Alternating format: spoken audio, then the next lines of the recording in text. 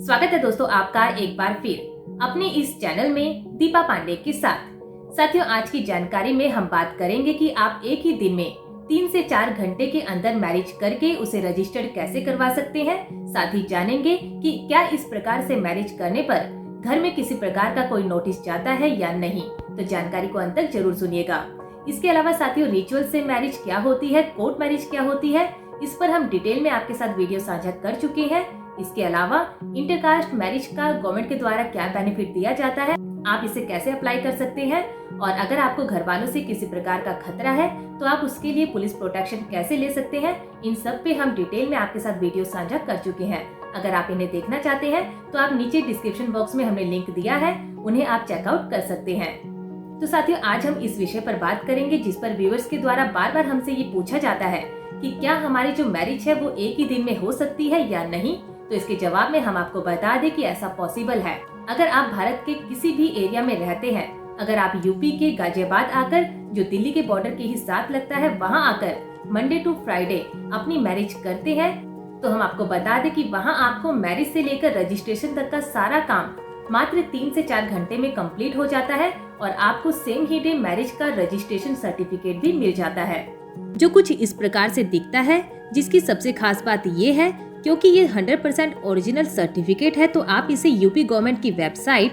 www.igrsup.gov.in पर भी जाकर चेक कर सकते हैं और इसे डाउनलोड भी कर सकते हैं। और इसके अलावा साथियों, आपको बता दें कि अगर आप गाजियाबाद से अपनी मैरिज करते हैं तो ये और जगह के कंपैरिजन में सबसे सस्ती शादी होती है और इसमें समय भी कम लगता है, जिसका प्रूफ आप ऑनलाइन भी चेक कर सकते हैं। क्योंकि साथियों, हम आपको बता दें कि जो हमारी गाजियाबाद वाली ब्रांच है, वहाँ जो सारा काम होता है वो बायोमेट्रिक बेस होता है, इसलिए जो मैरिज का रजिस्ट्रेशन का काम होता है वो इजीली कम समय पर हो जाता है। जिसके लिए सबसे पहले आपकी आर्य समाज में शादी करवाई जाती है, जिसके बाद आर्य समाज से आपको मैरिज का सर्टिफिकेट मिल जाता है और उस सर्टिफिकेट के बेस पर आईडी प्रूफ्स के साथ एज प्रूफ लगाकर, एफिडेविट लगाकर, विटनेस के आईडी प्रूफ लगाकर हम उसकी एप्लीकेशन आपकी इस मैरिज को रजिस्ट्रेशन करने के लिए एसटीएम कोर्ट में भेज देते हैं,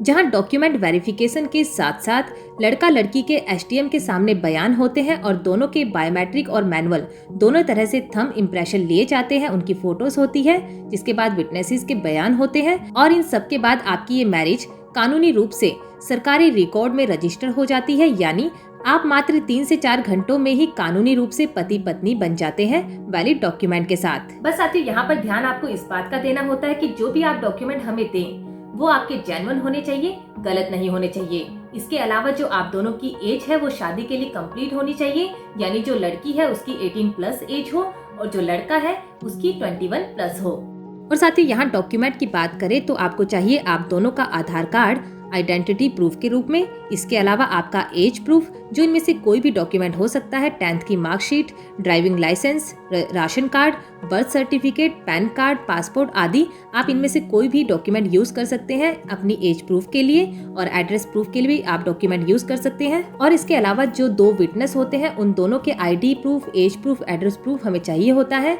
और साथ ही जरूरत पड़ती है कुछ फोटोग्राफ्स की। तो साथियों, ये तो थी वो जरूरी बातें जो एक दिन में मैरिज करने के लिए इम्पोर्टेंट है। इसके अलावा अगर आप यही मैरिज दिल्ली से करवाना चाहते हैं तो वो भी पॉसिबल है, लेकिन जहाँ गाजियाबाद से ये मैरिज करने में 3 से 4 घंटे लगते हैं, वहीं दिल्ली से इसके लिए 2 से 3 दिन लग जाते हैं और आपको इसके लिए 2 बार आना होता है। जहाँ पहली बार में आपकी मैरिज आर्य समाज में की जाती है और उसके बाद रजिस्ट्रार ऑफिस में इसकी रजिस्ट्रेशन के लिए अप्लाई किया जाता है, अपॉइंटमेंट ली जाती है। और अगर हम सेम ही डे अपॉइंटमेंट लेते हैं तो भी हमें नेक्स्ट डे या उसके नेक्स्ट डे, यानी जो वर्किंग डे होते हैं मैरिज रजिस्ट्रेशन के लिए, जो मंडे, वेडनेसडे और फ्राइडे होते हैं, उनकी डेट मिलती है जो 1 या 2 दिन बाद की होती है। और उस दिन आपको फिजिकली जो मैरिज रजिस्ट्रार के ऑफिस में अपीयर होना होता है, जो कपल्स है उनको विटनेस के साथ, जो फिजिकल अपीयरेंस के बाद जो फॉर्मेलिटीज पूरी होने के बाद आपको मैरिज का रजिस्ट्रेशन सर्टिफिकेट इशू हो जाता है।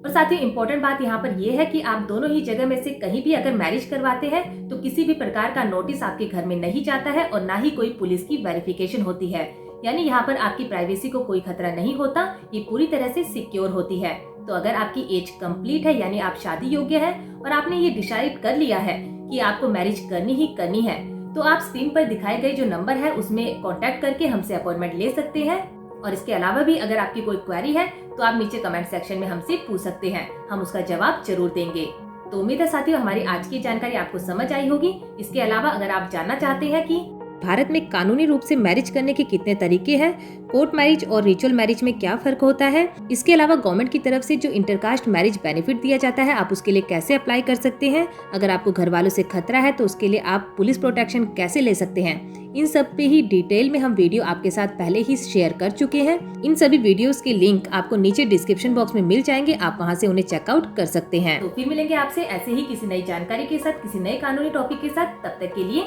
नमस्कार।